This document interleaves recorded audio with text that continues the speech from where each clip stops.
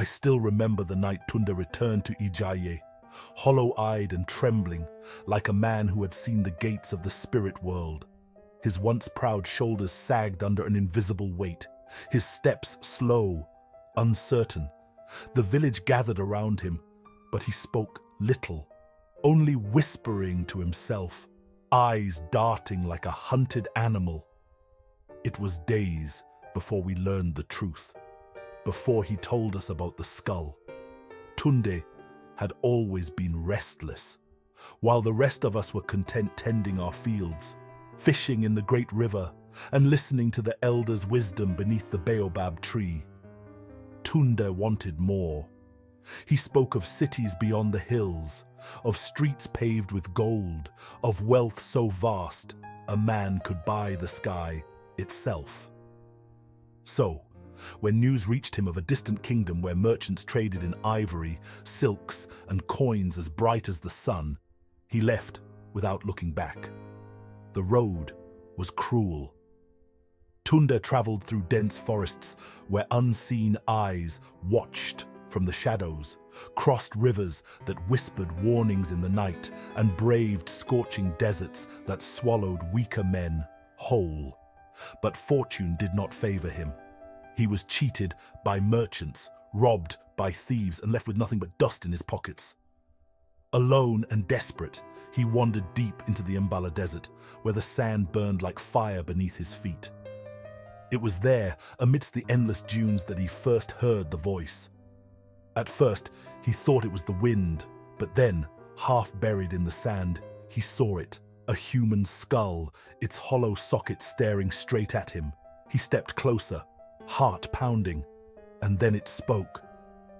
"Tunde," it whispered. Tunde staggered back, his throat dry as the desert air. Who are you?"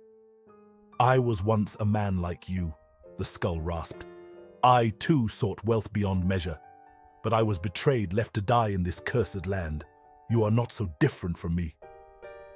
Tunde swallowed hard. "Who betrayed you?" The skull chuckled, a sound like rustling leaves in the wind. "If I tell you, will you take me back to your village?" Tunde hesitated. He had nothing left, no riches, no food, no strength. But if this skull knew the secrets of wealth, perhaps there was still hope. He nodded. The skull whispered of an ancient treasure hidden beneath the roots of the oldest Iroko tree in Ijaye. "Gold," it said, "beyond your wildest dreams." But as the words left its lifeless mouth, the wind howled through the dunes as if the spirits themselves were warning him. Tunde did not listen. He wrapped the skull in cloth and carried it home, staggering into Ijaye days later, exhausted and feverish. When he spoke of the treasure, the village erupted. The elders warned against it. "Some things are meant to stay buried," Baba Ade, the chief, said. But greed had already poisoned the hearts of the young men. That night, under the cover of darkness, they dug beneath the Iroko tree, and there, glistening in the firelight, lay the treasure chest, filled with golden cowries and ancient coins.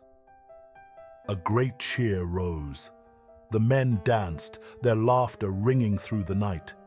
But as the chest was lifted from the earth, a strange wind blew through the village, carrying with it the faintest sound of laughter. Laughter that did not belong to any man among them. By morning, disaster struck. The river that had fed Ijaye for generations had dried overnight. Crops withered. Livestock fell sick.